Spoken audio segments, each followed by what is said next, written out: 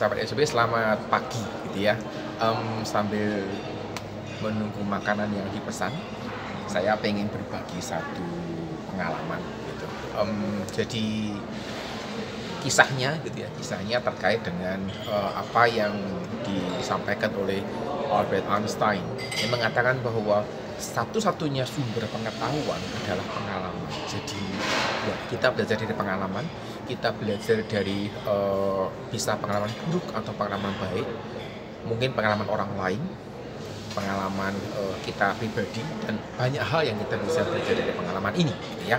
Dan di dalam edisi ini saya akan berbagi pengalaman saya menjadi seorang dosen gitu ya, naik turunnya bagaimana, kemudian juga terkait dengan beberapa kisah unik gitu ya yang saya alami selama menjadi dosen. Dan saya yakin bahwa kisah-kisah unik lainnya juga akan terus bermunculan yang memperkaya wawasan saya, juga memberikan saya pengalaman yang berbeda. Dan saya harap kisah-kisah yang saya alami ini juga bisa menginspirasi sahabat SB semua yang menjadi guru atau menjadi dosen, supaya mungkin gitu ya, mungkin ada solusi yang bisa diperoleh dari pengalaman saya. Terima kasih buat Anda yang sudah subscribe, sudah komen, sudah like gitu ya, sudah join, sudah bagikan video ini. Dan saya punya harapan besar gitu ya, melalui video ini kita bisa bersama-sama mengubah wajah pendidikan di Indonesia menjadi sesuatu yang lebih baik lagi.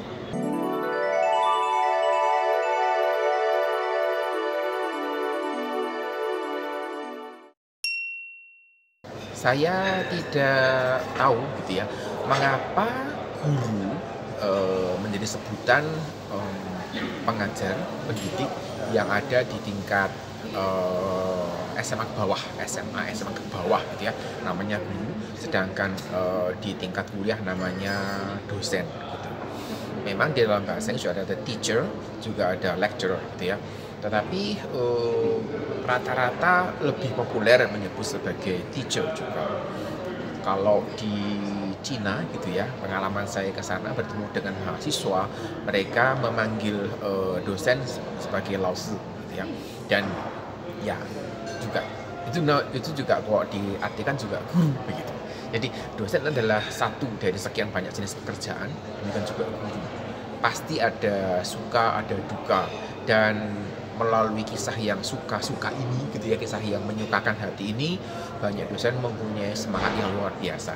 Dan melalui banyak kisah duka yang mungkin dihadapi, mungkin bisa memberikan trigger untuk memikirkan solusi apa yang dapat dilakukan supaya masalah yang sama tidak terulang lagi. Kira-kira begitu. Dan dari berbagai macam kisah ini gitu ya, saya punya keyakinan bahwa setiap kisah itu memberikan pembelajaran.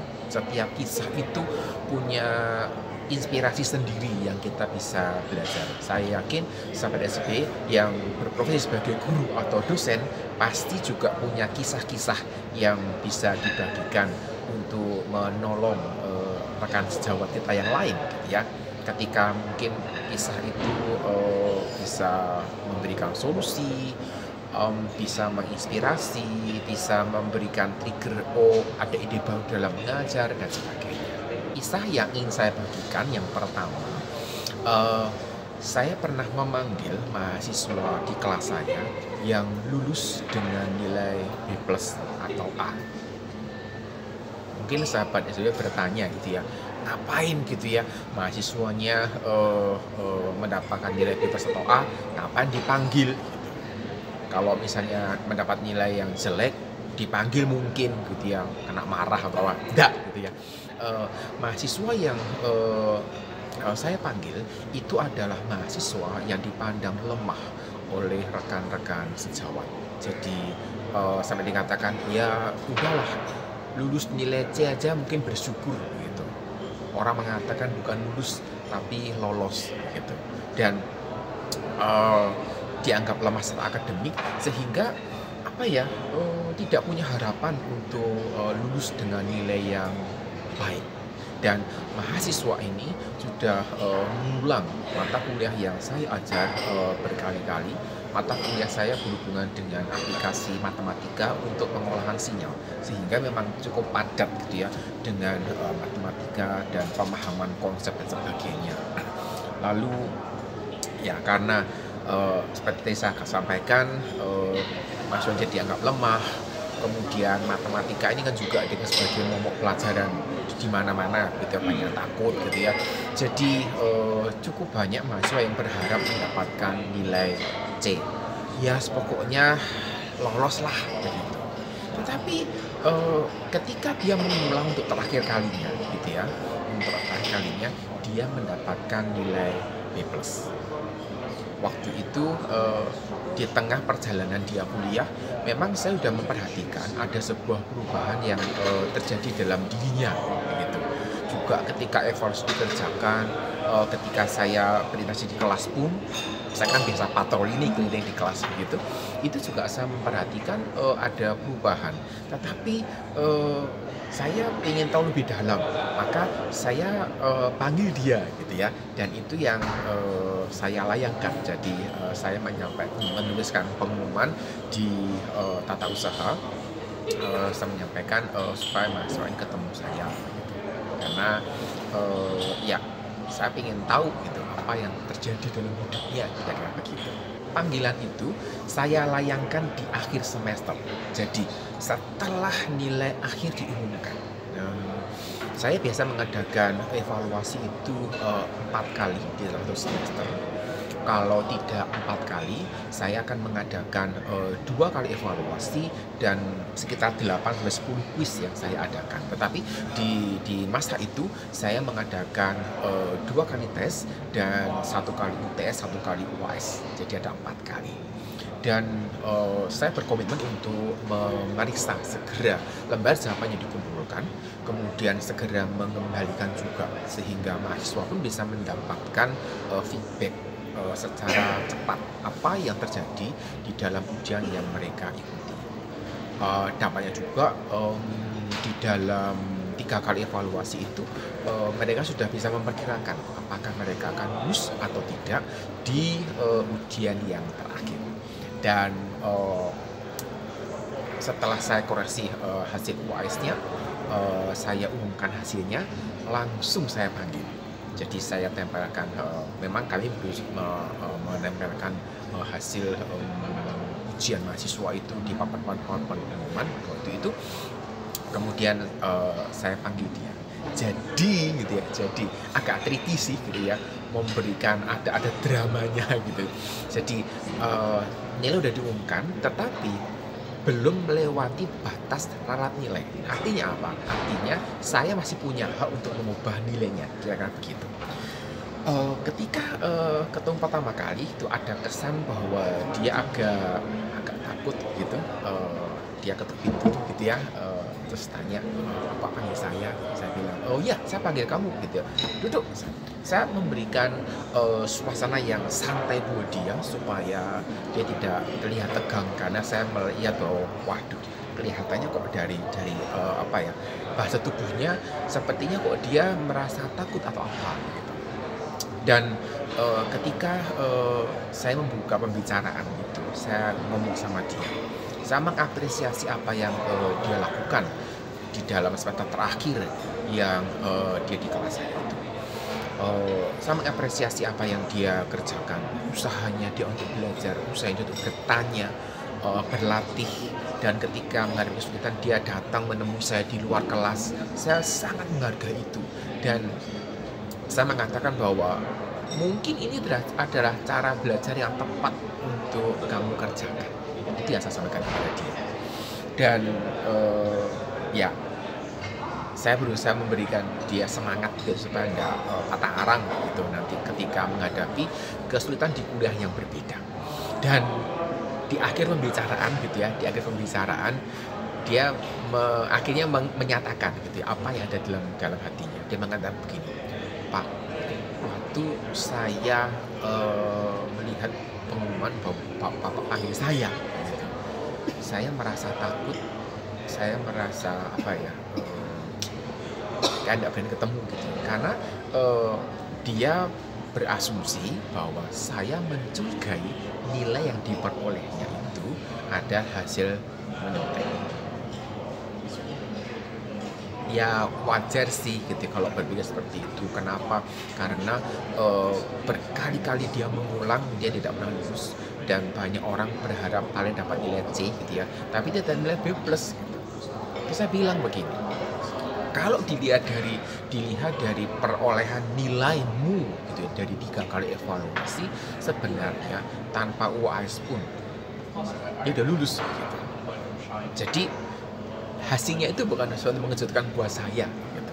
Tapi setidaknya dia menyampaikan isi hatinya, dan saya juga menghargai kejujurannya, keterbukaan kepada saya.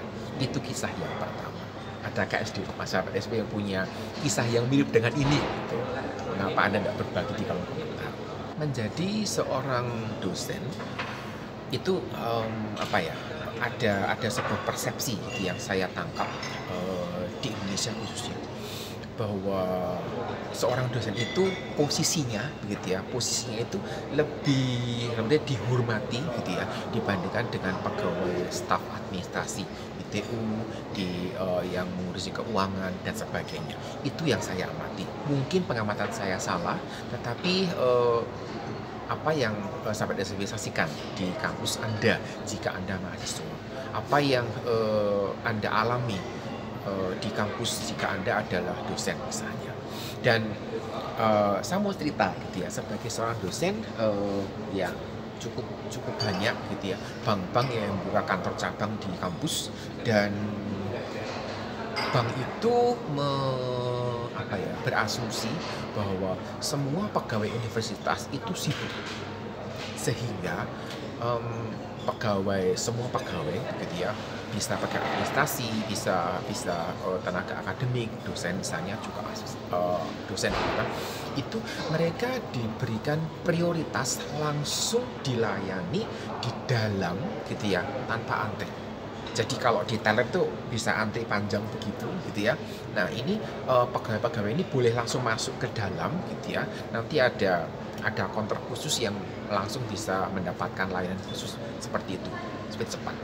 Dan saya punya pengalaman, saya kalau ke bank, saya tidak pernah masuk ke dalam gitu ya, masuk untuk mendapatkan layanan yang cepat itu, tetapi saya antri seperti mahasiswa pada umumnya. Jadi ya ketemu sama mahasiswa, kadang ngobrol sebentar sama mereka. Intinya saya ikut antri bersama mahasiswa. Dan apa yang terjadi gitu ya. Nah, saya lanjutkan sebentar lagi gitu ya. Sorry, break sebentar gitu ya. Jadi ketika saya antri bersama mahasiswa, saya ngobrol sama mereka, berkelakar bersama mereka, ketawa bersama dan sebagainya. Ada pegawai lain gitu ya, pegawai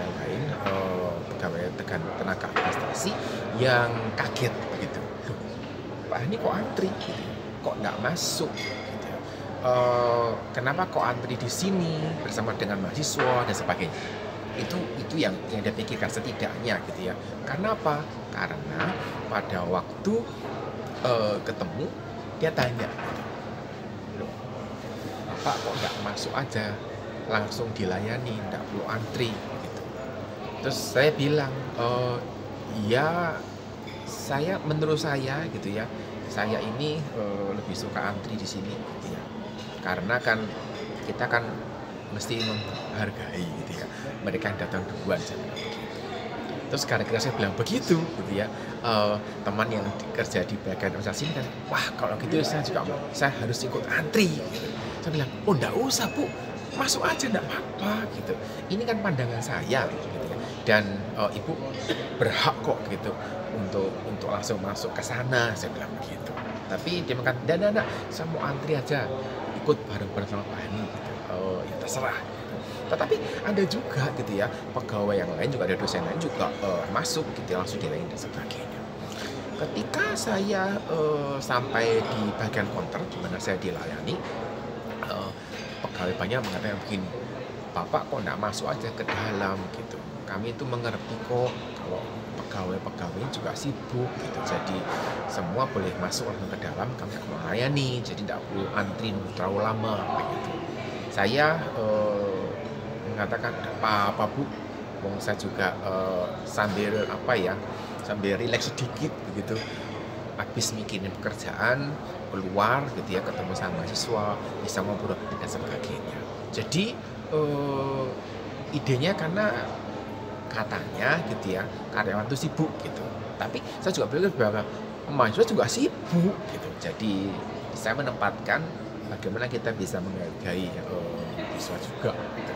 Jadi unik gitu ya, unik karena setelah itu saya perhatikan ibu yang ngobrol dengan saya tadi gitu ya. Setiap kali saya lewat di dekat bank, kalau pas dia juga ada di bank, dia antri gitu. Dan saya tidak tahu apakah apa yang saya kerjakan itu menginspirasi sesuatu buat dia. Apakah di antara sahabat RSP yang menjadi dosen pernah gitu ya, pernah didatangi oleh seorang mahasiswa yang mengatakan bahwa dia minta diluluskan karena mau menikah? Saya pernah, satu kali saja. Jadi ceritanya begini, ada seorang mahasiswa gitu ya, di akhir semester seperti saya sampaikan, saya selalu memeriksa hasil ujian mahasiswa sesegera mungkin, dan saya berkomitmen mengembalikan atau menyelesaikannya dalam waktu 2 minggu setelah tanggal ujian. Jadi saya tidak pernah punya hutang dengan mahasiswa, kecuali saya sangat sibuk dengan banyak pekerjaan. Saya ngomong terus terang mahasiswa, saya minta maaf untuk hal ini.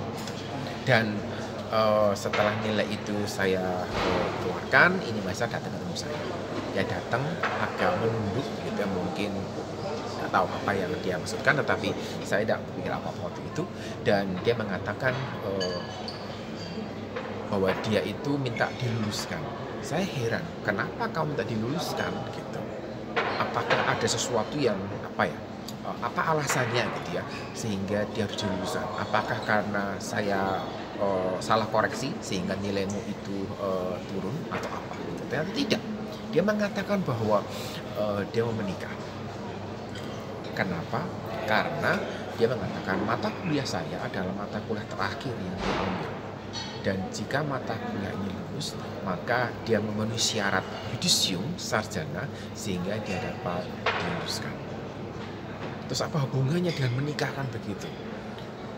Sedikit akhirnya dia mengatakan bahwa di dalam rapat keluarga beberapa bulan sebelumnya gitu ya, telah disepakati bahwa dalam undangan akan dituliskan gelarnya apa gitu.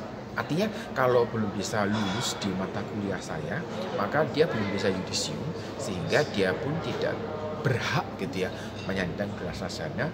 Dan dampaknya dalam undangan pernikahan dia tidak bisa menuliskan gelarnya di dalam undangan tersebut. Anda terkejut dengan alasan tadi? Sama, saya juga terkejut dengan alasan yang dia sampaikan. Jadi dia minta diluluskan karena dia akan menikah. Tidak ada hubungannya dengan hal akademik. Maksudnya kalau seorang mahasiswa protes gitu ya, Pak atau Bu, saya harusnya lulus gitu. Kenapa?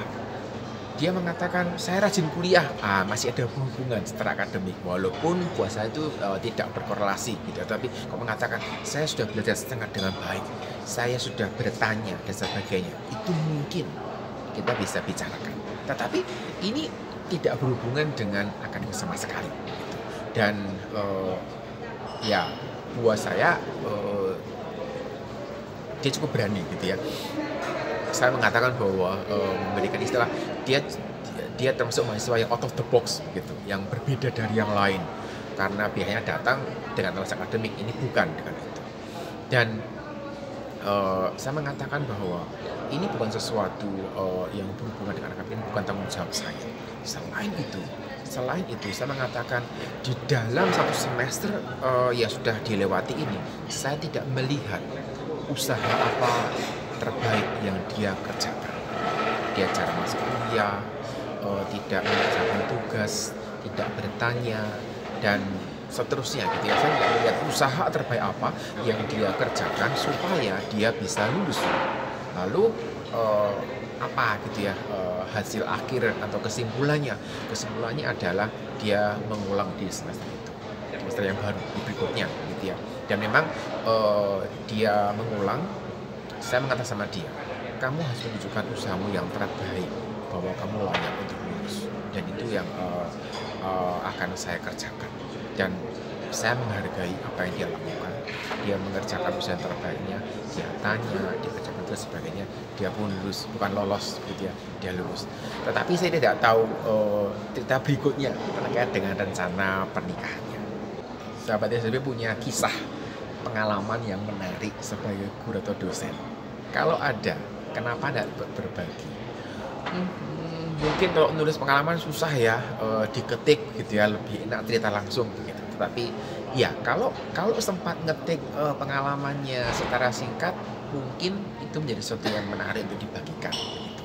Dan saya selalu meyakini bahwa belajar dari pengalaman itu menjadi sesuatu yang sangat berharga, entah pengalaman pribadi atau pengalaman orang lain. Sehingga mari kita berbagi, mari kita saling saling belajar satu sama lain, supaya kita bisa juga lebih mengembangkan diri kita terkait dengan tanggung jawab sebagai guru, sebagai dosen, sebagai pendidik. Saya kira itu yang bisa saya sampaikan hari ini gitu ya. Kita jumpa lagi di lain kesempatan.